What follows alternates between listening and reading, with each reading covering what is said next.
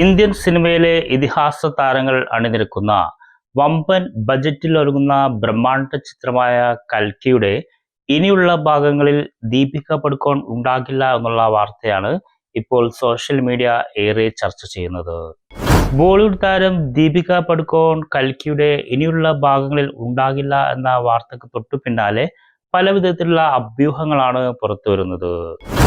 കൽക്കിയുടെ നായകനായിട്ടുള്ള പ്രഭാസുമായുള്ള ഭിന്നതയാണ് ഈ സിനിമയിൽ നിന്നും പിന്മാറാൻ ദീപിക പടുക്കോണിനെ പ്രേരിപ്പിച്ചത് എന്നാണ് ഒരു കൂട്ടർ പറയുന്നത്.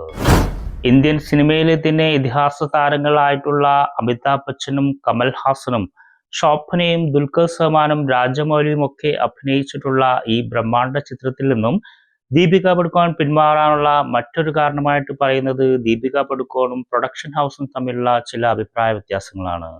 ദീപിക പടുക്കോണിന്റെ പേയ്മെന്റിന്റെ കാര്യത്തിലും അതുപോലെ തന്നെ അവരുടെ വർക്കിംഗ് ഹവേഴ്സുമായി ബന്ധപ്പെട്ടുള്ള കാര്യത്തിലും പ്രൊഡക്ഷൻ ഹൗസുമായി ഒരു ഒത്തുതീർപ്പിലാവാൻ ദീപിക പടുക്കോണിന് സാധിച്ചില്ല എന്നുള്ളതാണ് ഇതിൽ നിന്ന് പിന്മാറാനുള്ള മറ്റൊരു കാരണമായിട്ട് ചിലർ ചൂണ്ടിക്കാട്ടുന്നത്.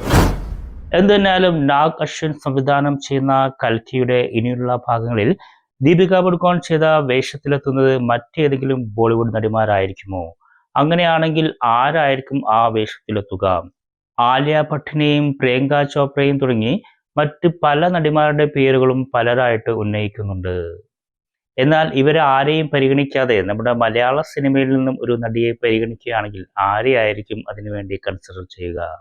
തീർച്ചയായിട്ടും ഇപ്പോൾ ലോക ചാപ്റ്റർ 1 ചന്ദ്ര എന്ന ചിത്രത്തിലൂടെ ഒരു സൂപ്പർ ഹീറോയിൻ തന്നെ ആയി മാറിയിട്ടുള്ള കല്യാണി പ്രിയദർശൻ ഈ വേഷത്തിൽ വന്നാൽ എങ്ങനെയിരിക്കും? ഈ വിഷയത്തിൽ നിങ്ങളുടെ അഭിപ്രായം നിങ്ങൾക്ക് ഇവിടെ കമന്റായി രേഖപ്പെടുത്താം.